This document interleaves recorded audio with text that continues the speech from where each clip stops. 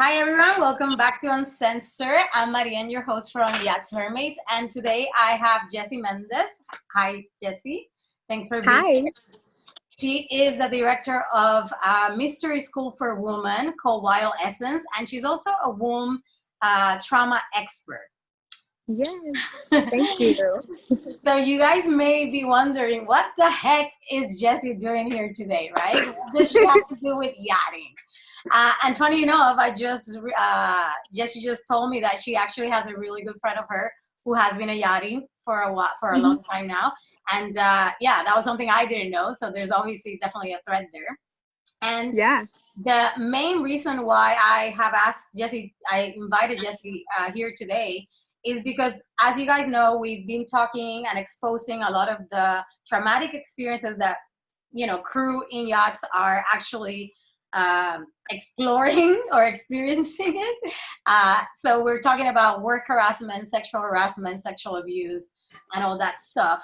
And yeah, I just felt the call to bring somebody who, who has helped heal these type of traumas with other people.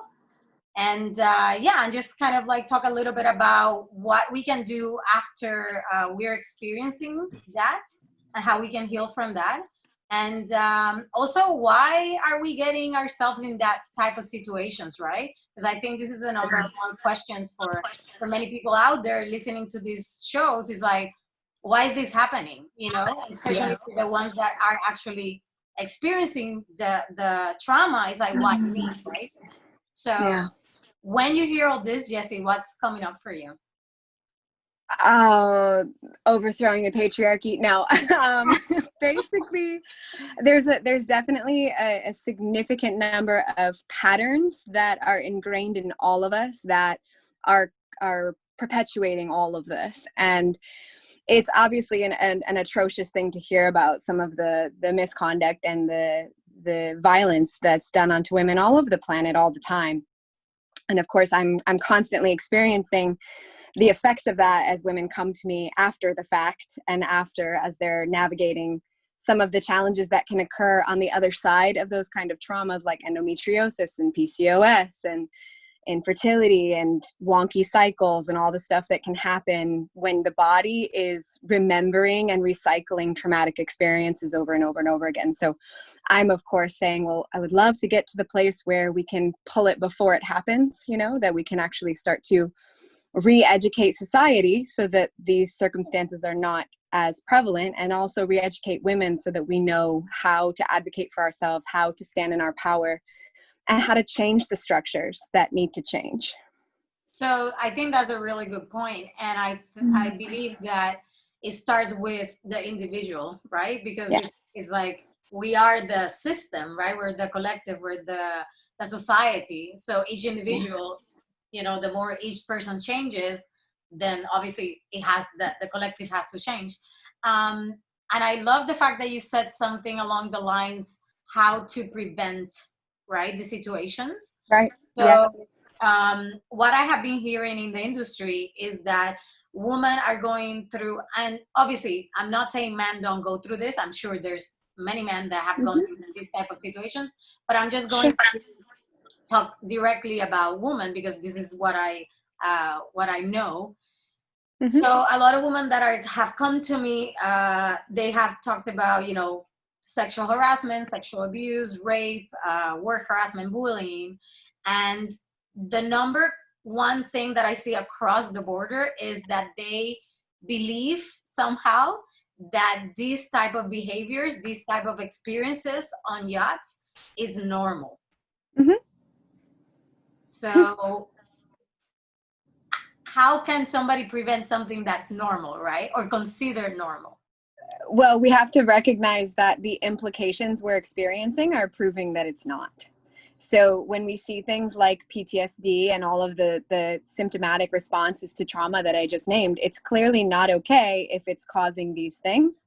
And I think more and more across the board in all systems, people are starting to, and by people, I mean oftentimes bleeding people or those who identify as women, are starting to recognize that there's something that is missing in the way that we are educated from the ground up.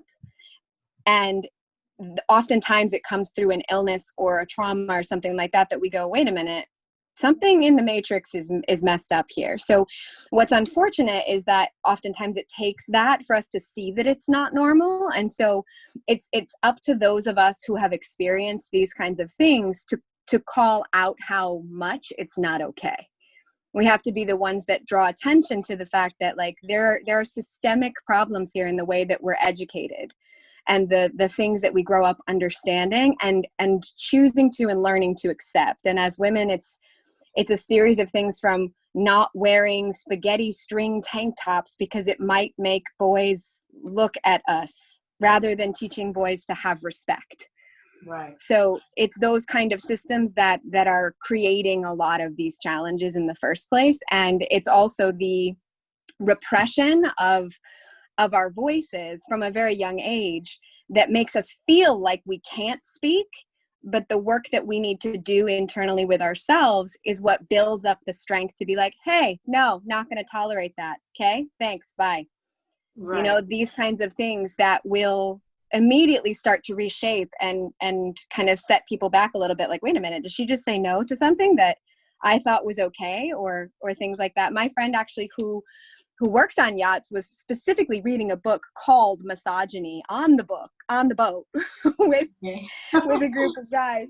And so that provoked a lot of conversations, and she would bring that up to me frequently, that how difficult it is to get through some of this information. But the fact that she kept trying to do it anyway was what I was so proud of her for, and that she wouldn't tolerate, you know, the mistreatment that was around her, and that she would bring up the issues and report the issues and raise her voice in moments when it needed to be raised, and not only on her own behalf, but on the behalf of the women who were there with her. Exactly. So I'm incredibly proud of her for that. And she's really what I think is a role model for what needs to start happening. Yeah. So one of the things that I have seen throughout the show, and what people have, approached me with, right, their stories, is the threat of, I don't feel confident enough, or I don't feel, I don't know what the word is, but they feel threatened if they speak up. Basically. Yeah, they feel like they're going to lose their jobs, which is a historical thing. Yeah. Lose their job, or they're not going to be, there's not going to be somebody backing them up, you know? Yeah. Because of maybe a situation they heard somebody happen to, or maybe they have experience where they have spoken, and the captains are like, well, you know, do you understand who the owner is? And they just basically don't do anything, right? And then you're kind of like left there, and obviously it's a choice to stay, and that was probably a poor choice on their side. So what's happening in the mindset of somebody who goes through these experiences and decides to stay there? Because I recently heard a story of a big boat, like 80-meter plus, where stewardesses, as they're hired, they're told, do not be alone on any cabin, because the security guys, they will rape you. And yet they are giving this information, and women are still taking the job. And I mean, maybe they need the money. I mean, in my mind, it just doesn't make any sense if I need the money or not. Is not something I would want to put myself through, because that's a really big, that's too much for me, you know? I don't know how these people are still employed. That's astounding to me, that's not something that's been so aggressively put on blast. And that's the thing that doesn't happen enough. It's like the fact that we get that story, that needs to be publicized to the point of outrage. There need to be enough women like me going, this is not okay, to the people in charge. And that's what needs to happen. So I think that there's a couple components. So why are they stepping into these spaces? Well, why do women stay in abusive relationships? Why do we subject ourselves to mistreatment when we are able to intellectually identify that it's not acceptable, but some part of us says, apparently I'm going to do it anyway, right? And there's, each woman is different. I'm not going to speak on behalf of everybody's experience, but there is a common thread of needing to suppress our femininity in order to make ends meet in the world. So that our feminine experience is considered to be more of a curse than the gift that it actually is. And so we're kind of putting it aside and putting our entire, that half of our experience, which to me, like, there's the dark and the light half of the whole kind of thing. So that's a huge component of who we are. And we ultimately put that aside to step into these spaces, just like you were talking a little bit about menstrual cycles. It's like we're supposed to hide that and pretend like it's not happening, and just keep going along with the same level of energy every day of the month, when that's not even minutely close to what's happening hormonally in our bodies, and makes zero sense for us to function in that way.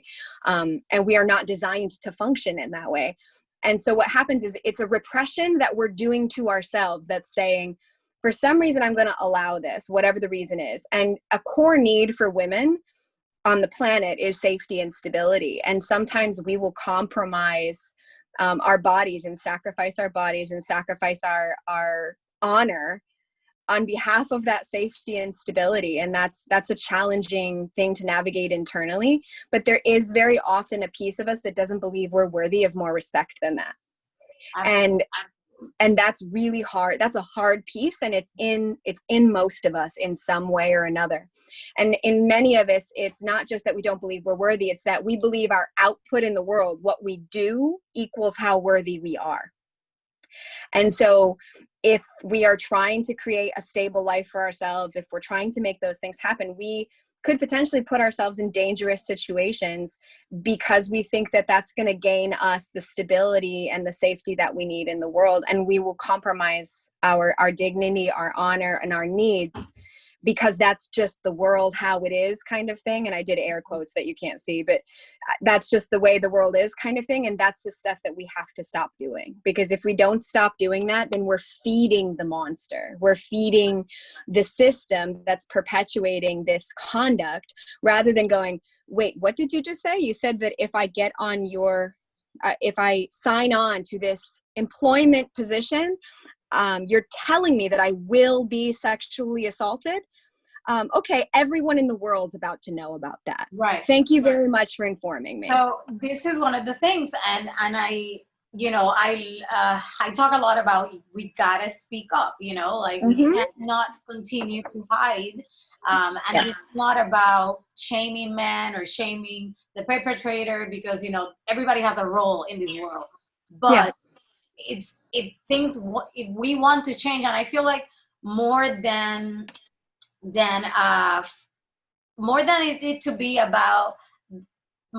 is about the perpetrator and stopping the perpetrator, is more about actually us as a woman in this case, right? As an individual, really, like you said, like raising ourselves and putting ourselves in the place that we're meant to be.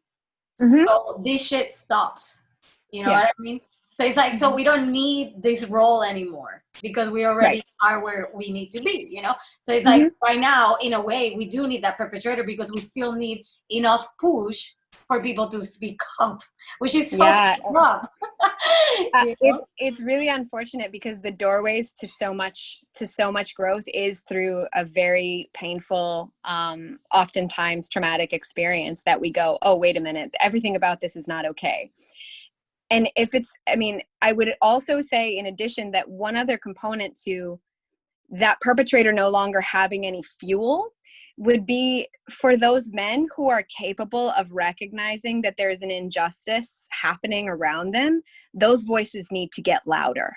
Yes. We need an honorable masculine presence. We need the protector role to exist within ourselves as women and in the men around us. So as the men of the world are waking up a little bit more, they're starting to go, wait a minute. So women who sign on to this job are told they're going to be raped. Like, I'm not okay with that. Let me be a person who's also not okay with that, so that this person doesn't have to stand alone. So rather than the men who may be listening now thinking, well, this doesn't really apply to me because I'm a man, it's like, this absolutely applies to you. These are your sisters, your aunts, your daughters, your granddaughters. Like, these are this is the human community, and it absolutely does apply to you. And I think that role needs to be enhanced as well. We need to have more men stepping into more honorable places and more women using their voices. And I think as women raise their voices, men start looking and going, wait a minute, what's happening here? Oh, I also believe that's wrong. And then Yeah, totally. so So it's twofold. one of the things about raising our voice as women is, that whole thing of like, oh, I'm afraid, right? And at first, I'm like, I was so fired up when all these people were coming to me and telling me all these stories. I was like, hell no to the no, like, what is happening? But, I did my homework legally. And obviously because I am not the victim of that situations, right? Right. Not really, I cannot say names because legally that can get you in trouble.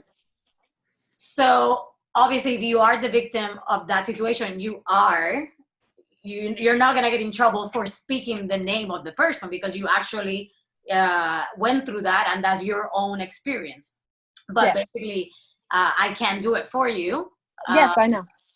But my question is, so a lot of the times we think we need to call out the person, the person that actually did it, right? Because this is the thing. A lot of these stories, they have names. And these are names that are very well known in the industry. We're talking about the same thing of like Hollywood, So these are very powerful people with a lot of money, blah, blah, blah, right? Which I don't even know why we need to really be afraid of that. But so a lot of people stop themselves from coming out and, speaking their story because they feel that if they do, they're going to get in trouble. They're never going to get a job and blah, blah, blah. Now, does it really matter if we say the name, or can these women feel, it's like, I believe, yes, if somebody did something like that to me, I would call the person out. Like, absolutely, to authorities, to everything. But that's my own personal choice, right? But if the women don't want to do this, because there obviously is consequences to doing this, and legal processes and all this that they may not want to deal with, how can they raise their voice so it can help in this situation to stop, or at least start to move right in a different direction? The first thing that I thought of was, I'll do it for them because I don't care. I'll take the risk. Like the structure needs to change. So the system that's allowing it needs to receive an inundation of infuriated bleeding women. Ultimately, like, that's the only thing that's going to shake it. Bleeding women have scared men since the beginning of time. That's just kind of how this goes.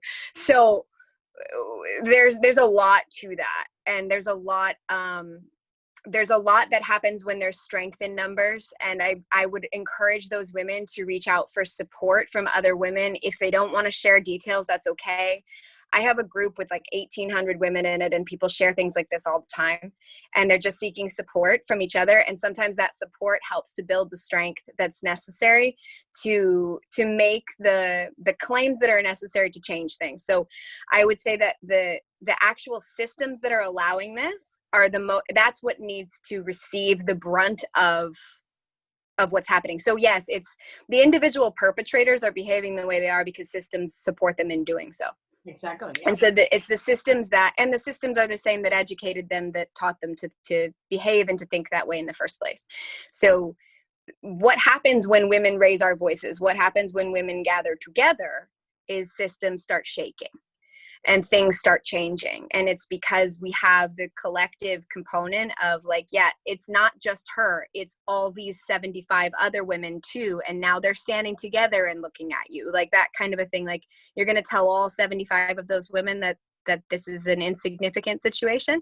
And it's ridiculous that we even have to do that. But I would say that finding support individually for that person so that they can get the help that they need to process some of their trauma may help them to eventually activate their voice. But if there's ever, I've taken the brunt of what this looks like in my own personal life in my studio. There was a woman who was assaulted in my yoga studio, didn't want her name mentioned. So I took the brunt of it.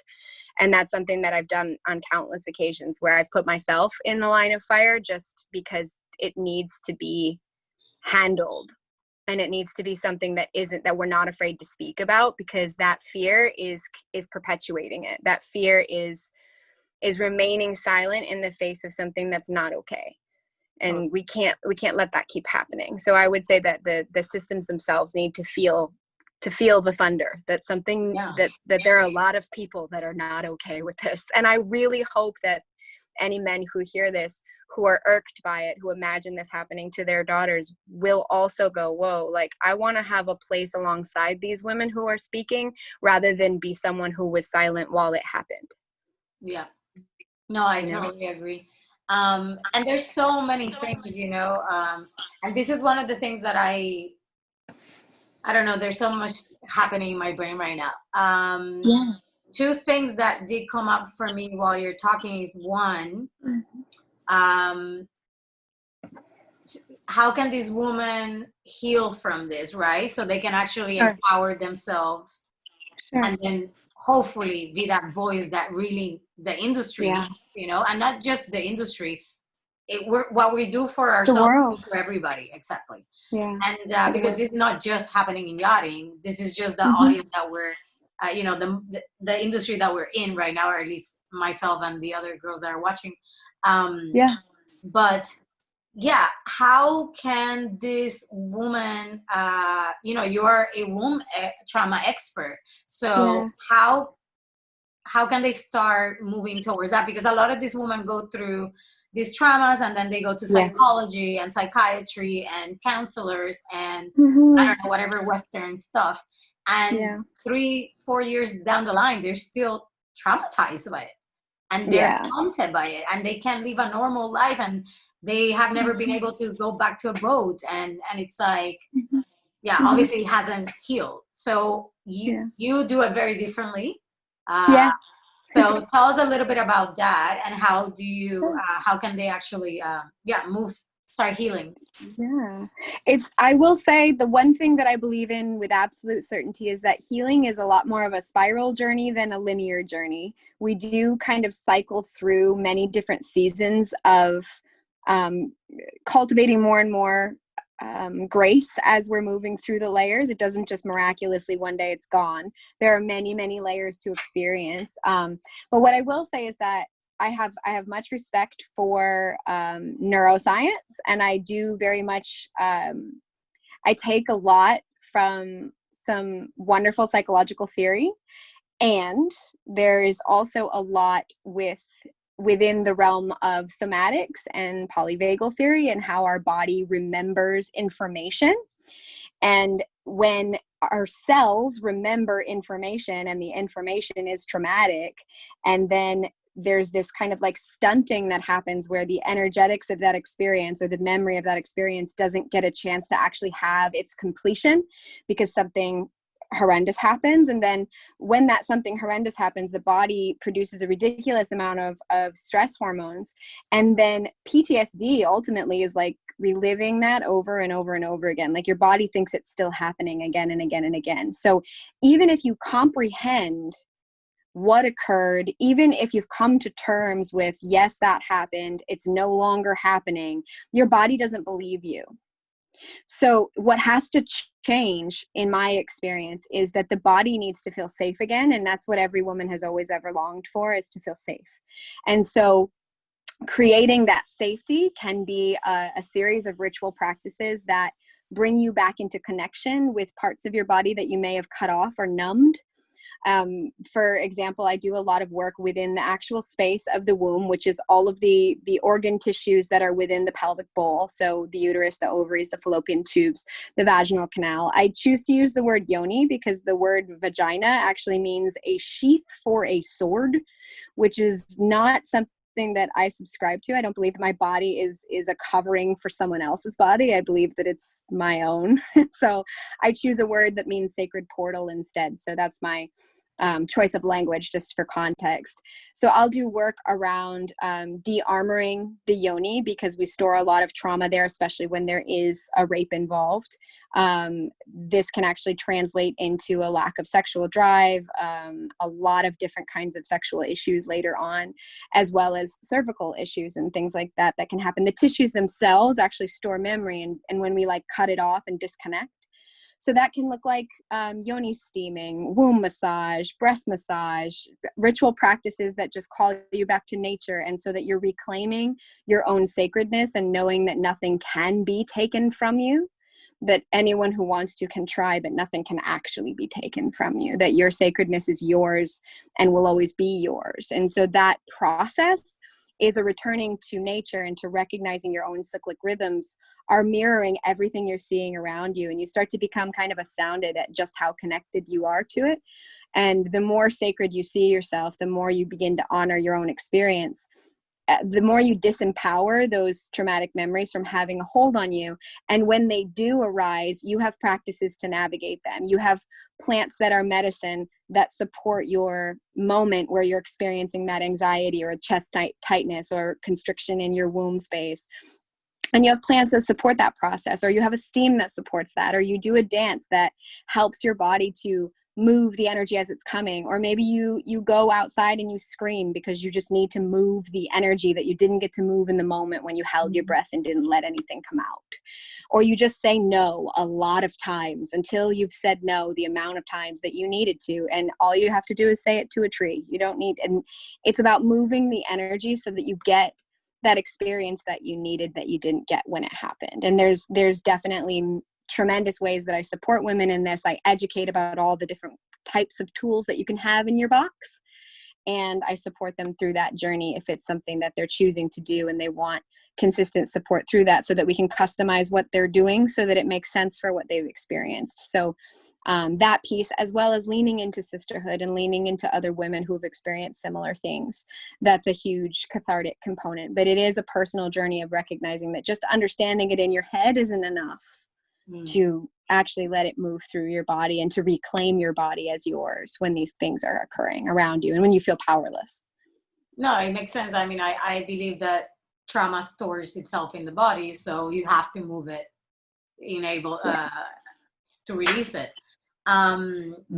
So one thing that just kind of popped in my mind, because obviously we're talking about sexual trauma, but a lot of people do experience psychological trauma.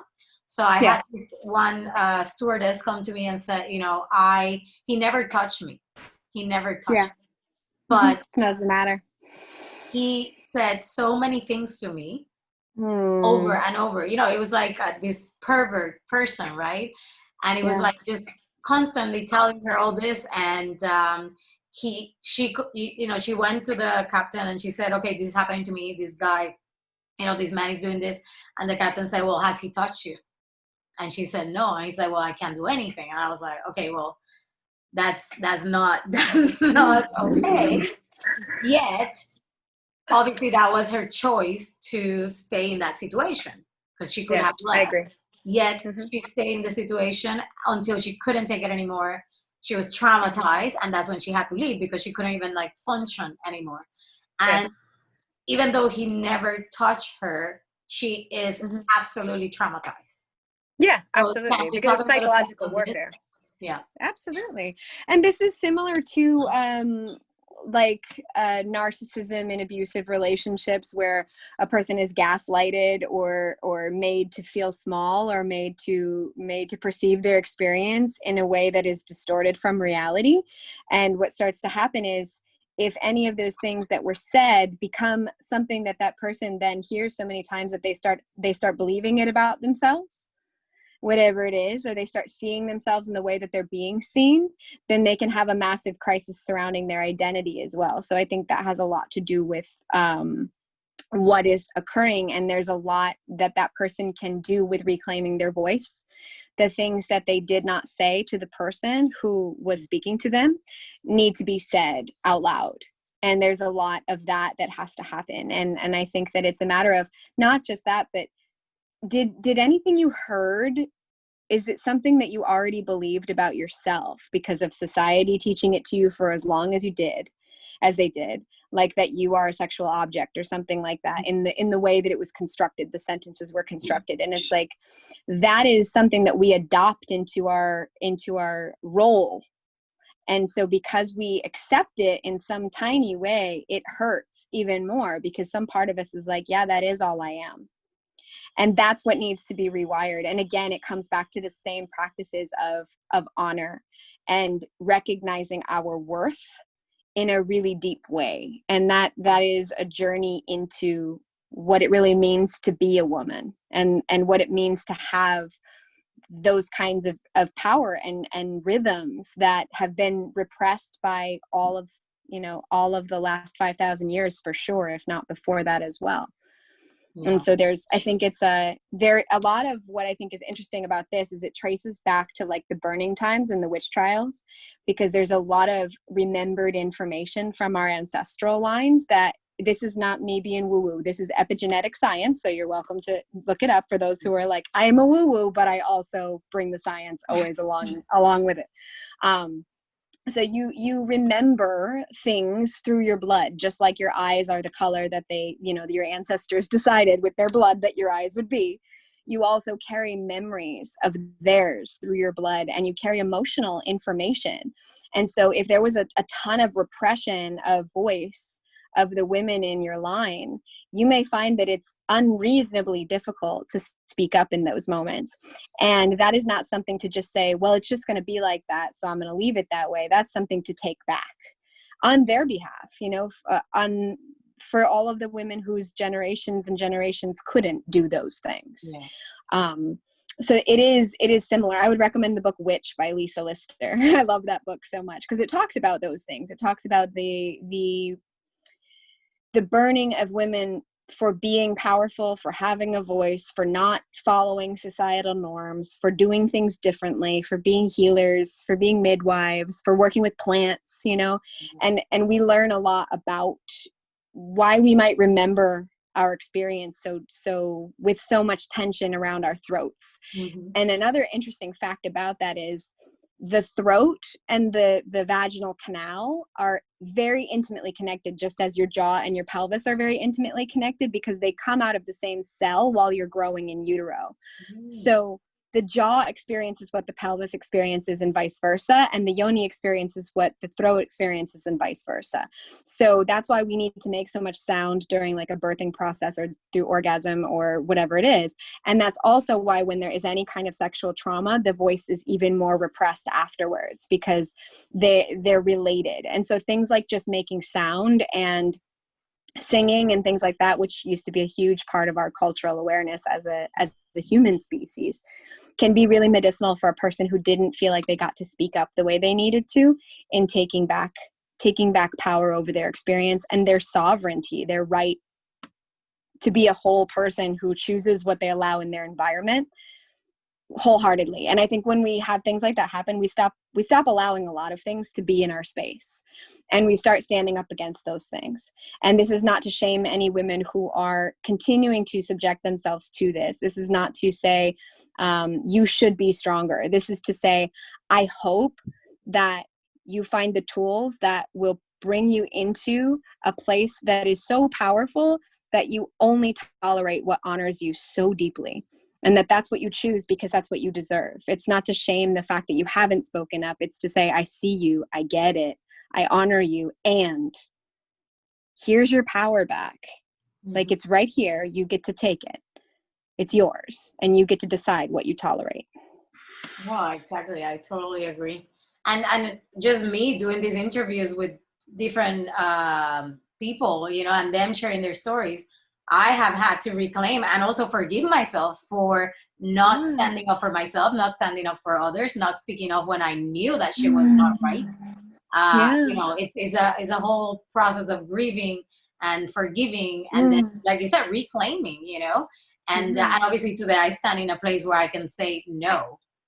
Yet again, before I got into the call with you, I was reading through one of the Facebook groups of stewardesses, and there's a girl who wrote, hey guys, is this normal that they've been asking me for X amount of photos of me, body wise, length wise, you know, like all this stuff. It's like, okay, obviously it's not okay, and it's not normal. Yet there's all these people coming into the industry.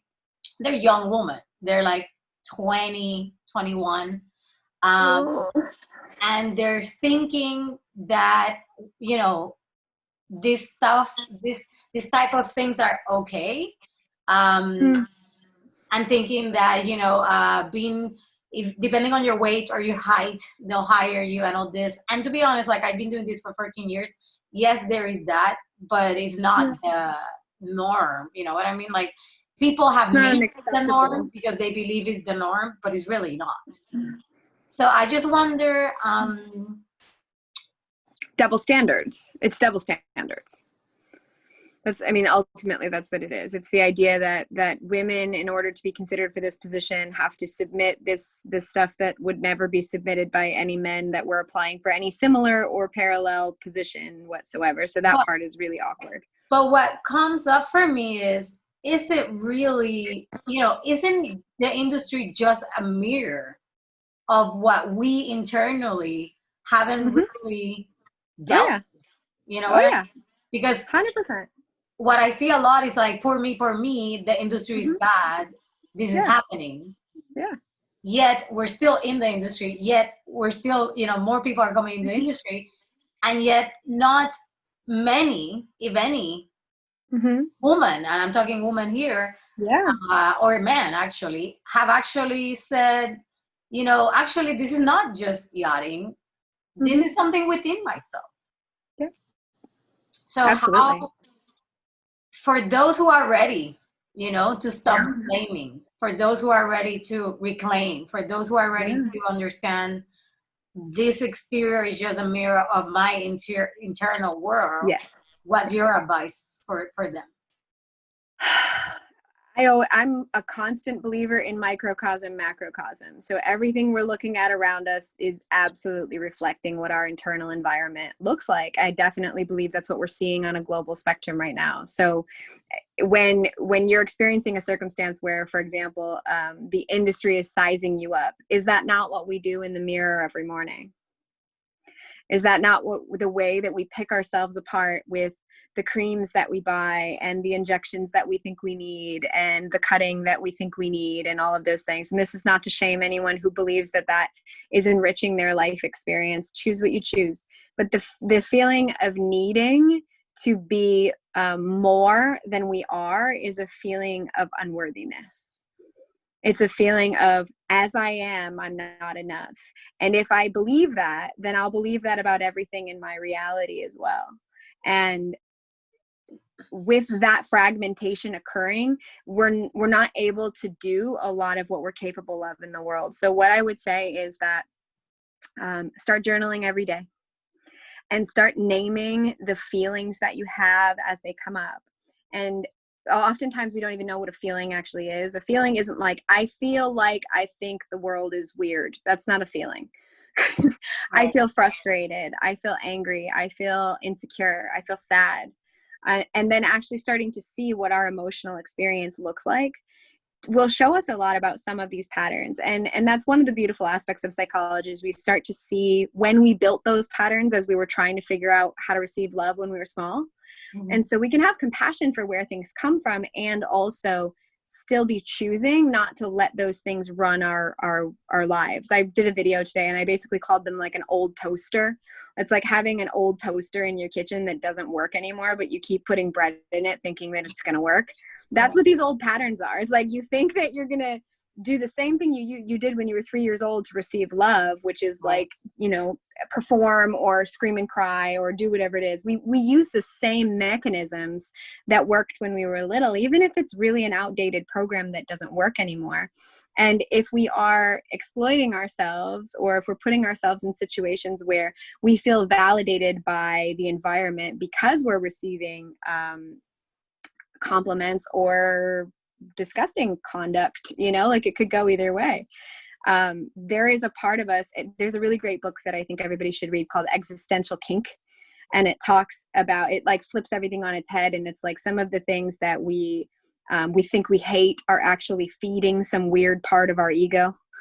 That's like why we're allowing it, is this strange psychological kink that we have, that, you know, that's why we're attracted to bad men or whatever. We're attracted to the men that are going to hurt us or whatever it is, things like that, right?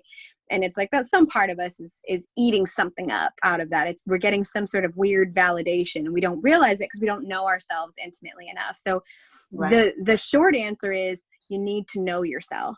The long answer is that's a huge undertaking that you will have to do at some point or another. So you might as well start doing it as soon as you can, and really starting to get to know what your patterns are, and checking yourself when they're coming up, and checking yourself when you're accepting things that are feeding them and fueling them to continue to rule your reality. Yeah. I mean, wow, I feel like there's so much content just in this few minutes. I think I'm gonna wrap it up, Sure. just because I want them to be you guys to digest, because I also probably need to digest some. And so what's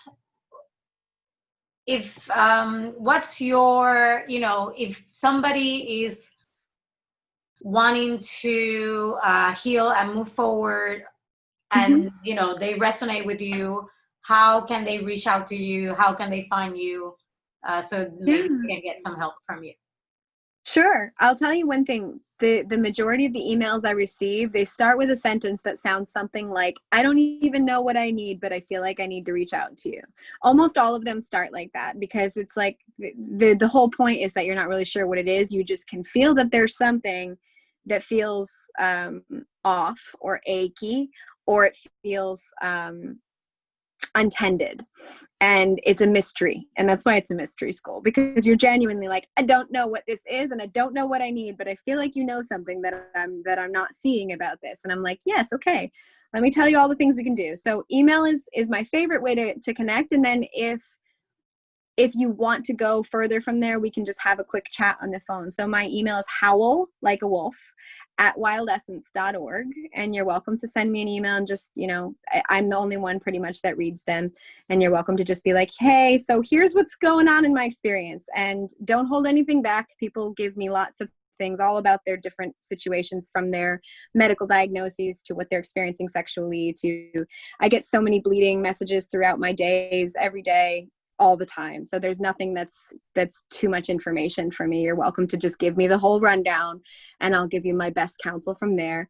And then we can talk about whether online courses are a good idea, whether working one-on-one is the best idea, based on the needs of the specific person. So I would say email, and then if they want to have a phone call, we can go from there. But you're welcome to learn more about what we do at wildessence.org.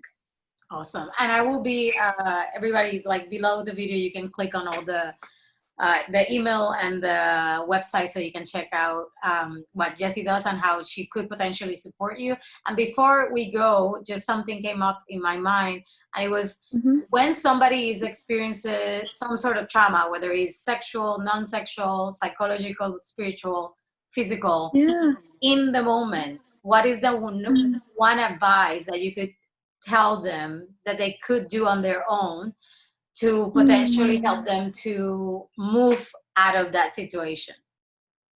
Oh, like if it's in the moment happening? Yeah, like if they, exactly. They're like in the not obviously, maybe while there's some things happening, you know, like just when not in the specific moment that is happening, but like in the situation, you know, like if somebody, maybe I would say, ask yourself, what would you want for your granddaughter?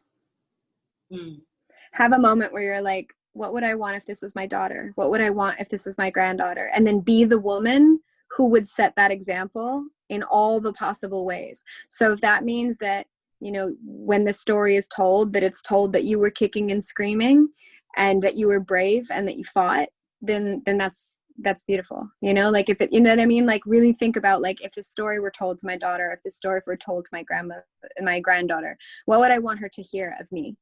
What would I want her to know of me in this time? That I fought back against a system that sought to repress me, and that I chose to do everything within my capacity, everything within my understanding to stop it. And also not to shame yourself if you feel that you can't, to do your best not to shame yourself if you feel too scared in the moment. Just know that you're far from alone in that experience, that shame is far older than you are. It's oftentimes hundreds and hundreds of years old, and that does have a lot to do with why we hold ourselves back in those moments. So do your best to do what you would want for your granddaughter or daughter to hear the story of you doing, and then don't shame yourself no matter what. Beautiful. Thank you so much, Jessie, for showing up, for sharing your wisdom with us. And I'm sure a lot of people are taking a lot of this. And, you know, like I always say, take what you need, leave what you don't. And yeah, you know, for everybody out there, if you really resonate with what we talked about here and you feel that you could be another voice, please speak up. So yes, yeah, absolutely. if you have something to share, wisdom to pass on, this platform is always open for any of you. Yeah, it's a wrap. Thank you so much. All right. Thank you so much for having me. You're very welcome. Bye, guys. See you next time.